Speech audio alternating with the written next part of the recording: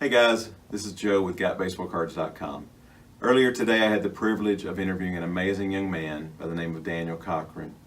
Just last summer, Daniel had to have brain surgery at the Mayo Clinic in Minnesota. Amazingly, God brought him through that very traumatic time in his life. And it was also during that time that he fell in love with the hobby of sports card collecting. I cannot wait for you to hear his story.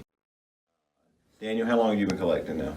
About 7 to 8 months now. 7 or 8 months. You started around June of 2017? Yes, sir. Okay. I want you to share with me. I've heard the story and it's an amazing story. How did you first get into collecting? What was going on in your life? So, I was just cleared to have brain surgery, and I told my mom I want to get something LeBron. I've been a LeBron fan since he first went to Cleveland. Mid through his first Cleveland tenure. And I was just like, I told my mom, I want something LeBron. And she said, okay, what do you want it? And I said, I want a sports card or a signed photo. And she said, okay, let's go try to find a sports memorabilia place. And we went to this place called 3 Stars Sports Cards in Roseville, Minnesota. And they had a LeBron auto on card, and I was just like, I want this one. And my mom got it for me, and then they said that they had a second location grand opening that day, and we went, and my mom bought, I'm a huge Yankees fan too, and we found, what was it? Derek Jeter, maybe? And we bought that, and I also saw a LeBron ball. And she was just like, you want that too? And I got that too.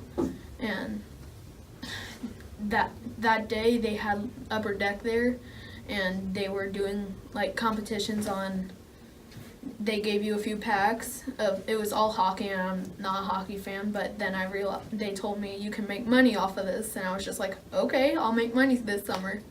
And the Upper Deck lady gave me this pack, and it turned out to have a canvas, Connor McDavid, something like a Rave rookie from Donruss basketball and football, but it was canvas, and they said it was a perfect card, and they said it's a few $100 card.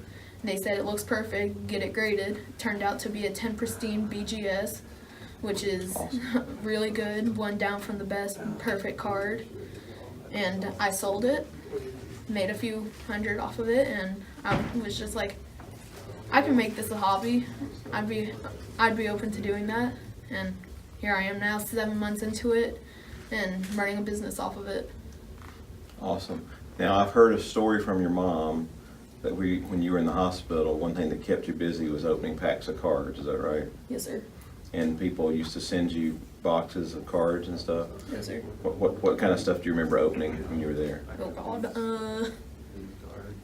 I've seen pictures of some like prestige basketball. And Yeah, I believe that was right when it was the end of the basketball season, so I was just starting to open the lower end stuff, and it turned out I had some prestige basketball, and I got a few, believe Ben Simmons, and just started collecting from there. Cool. And now I just heard today from your mom that y'all were talking about a summer trip. And they were talking about what did you want to do for your summer vacation? Since now I'm cleared for traveling by the neurosurgeon, he said you can go anywhere. My mom said you can go anywhere in the world, and I picked, let's go to Cleveland, let's go to the National Sports Card Convention. Awesome.